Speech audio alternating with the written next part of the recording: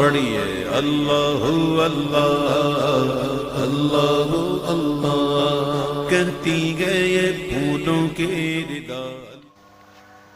حضور تاج الشریعہ حضرت مفتی محمد اختر رضا خان قادری اجہری قبلہ اسلامی تاریخ کے مطابق 26 محرم 1362 ہجری اور انگریزی تاریخ کے مطابق 2 فروری 1943 میں ہندوستان میں اتر پردیش کے بریلی میں پیدا ہوئے۔ آپ کے عقیقہ کے وقت آپ کا نام محمد رکھا گیا۔ آپ کا ایک اور نام اسماعیل رضا بھی ہے، لیکن آپ اپنے نام اختر رضا سے سب سے زیادہ جانے گئے۔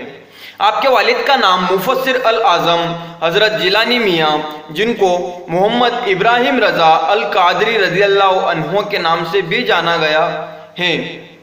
ان کی شان کیسے بیان کی جائے، جن کے نانا مفتی اعظم ہند اور پردادا مجدد دین و ملت الشان امام احمد رضا خان علیہ الرحمن ہو۔ حضور تاج الشریعہ نے اپنی شروعاتی تعلیم اپنے گھر پر ہی اپنی والدہ سے حاصل کی۔ جب آپ کی عمر قریب 4 سال 4 مہینے اور 4 دن ہوئی تو آپ کے والد حضرت مولانا ابراہیم رضا علیہ الرحمن نے آپ کی بسم اللہ خوانی کروائی اور آپ کی تعلیم دارالعلوم منظر اسلام بریلی شریف میں شروع ہوئی۔ یہاں آپ نے قرآن و حدیث کا گہرائی سے علم حاصل کیا۔ اسی طرح جب آپ کی عمر قریب 20 سال ہوئی تو حضور مفتی اعظم ہند علیہ الرحمن نے آپ کو خلافت سونپ دی اور آپ کو خلیفہ گھوشت کیا گیا۔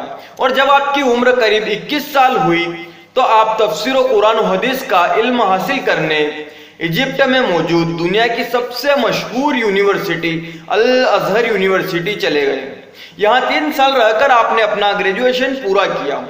آپ وہاں ہمیشہ اول آتے تھے اور جب وہاں کوئی عالم آپ سے کوئی نیا سوال پوچھ لیتے تھے تو آپ اس کا بڑی آسانی سے جواب دے دیا کرتے تھے اور بتاتے تھے کہ یہ تو میں اپنے دارالعلوم میں پہلے ہی پڑھ چکا ہوں۔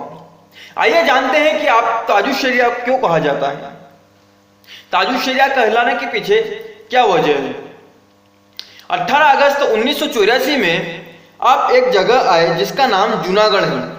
وہاں بزم رضا کی بہت بڑی محفل سجائی گئی جہاں دیش بھر سے بڑے بڑے علماء دین آئے ہوئے تھے، جن میں سے مفتی احمد میاں صاحب، مولانا مفتی سید شاہد علی رضوی رامپوری بھی تھے۔ ان کی موجودگی میں آپ کو تاج الشریعہ کا لقب دیا گیا۔ 1983 میں آپ نے اپنا پہلا حج اور 1986 میں آپ نے اپنا دوسرا حج ادا کیا اور اسی طرح آپ نے کئی عمرہ بھی کیے۔ دوستو، آپ کو بتاتے چلیں کہ جب آپ سعودی میں تھے تو سعودی حکومت کے ذریعے آپ کو گرفتار کر لیا گیا تھا۔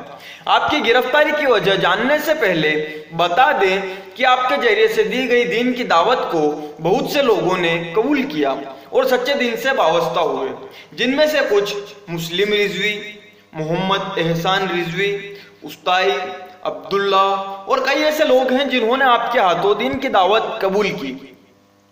جن میں سے عبداللہ تو وہ شخص ہیں جس کو آپ نے خواب میں دین کی دعوت دی، اور جب عبداللہ نے آپ کو حقیقت میں دیکھا تو ترنت آپ کے ہاتھوں کلمہ شہادت پڑھا۔ آپ کے کچھ خلفائے دین مولانا مفتی سید شاہد علی رضوی، مفتی محمد جیش برکاتی، مولانا محمد حنیف رضوی، مولانا صغیر احمد رضوی، قاری حمید علی اور کچھ مشہور مرید علامہ مفتی سید شاہد علی رضوی، مولانا انور علی رضوی، مولانا ناظم علی رضوی، مولانا کمال احمد خان، مولانا جمیل احمد خان ہیں۔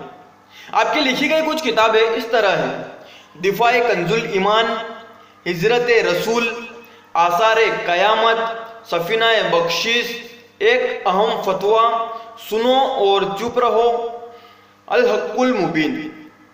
یہی نہیں، the Royal Islamic Strategic Studies Centre نے آپ کو دنیا کے سب سے پربھاوشالی مسلموں میں 22ویں نمبر پر رکھا ہے۔ آئیے اب جانتے ہیں سعودی حکومت کا آپ کو گرفتار کرنے کے پیچھے کیا وجہ تھی۔ دوستو، سعودی گورنمنٹ کا آپ کو پریشان کرنے کے پیچھے کوئی پختہ وجہ نہیں تھی۔ آپ کو بے وجہ پریشان کیا گیا۔ اگر آپ کا کوئی جرم تھا تو وہ یہ کہ آپ سنی تھے، آپ دیوبندی اور وہابی نہیں تھے، اور آپ ان اعلیٰ حضرت کے پوتے تھے جنہوں نے نجدیوں اور بد مذہبوں کے قلعے ڈھا دیے، اور آپ نے سعودی کے بڑے بڑے سنی علماؤں سے ملاقات کی اور آپ نے دیوبندیوں کے پیچھے نماز پڑھنا مناسب نہیں سمجھا۔ دوستو اس کے بعد دنیا بھر کے سنیوں نے سعودی حکومت کے خلاف آندولن کھڑا کر دیا، جس میں دیش ودیش کے بڑے بڑے علماء شامل تھے۔ اس کے بعد آپ کو رہا کیا گیا اور پھر 21 مئی 1987 میں آپ کے پاس سعودی ایمبیسی سے ایک فون کال آیا، جس میں آپ کو بنا وجہ پریشان کرنے کے لیے معافی مانگی گئی اور آپ کو 1 مہینے کا اسپیشل ویزا عمرہ کے لیے دیا گیا، جہاں آپ کو بڑی عزت کے ساتھ رکھا گیا اور آپ کی خدمت میں کوئی کمی نہیں کی گئی۔ حضور تاج الشریعہ نے نبی کریم صلی اللہ علیہ وآلہ وسلم کی شان میں کئی نعت بھی لکھی ہیں۔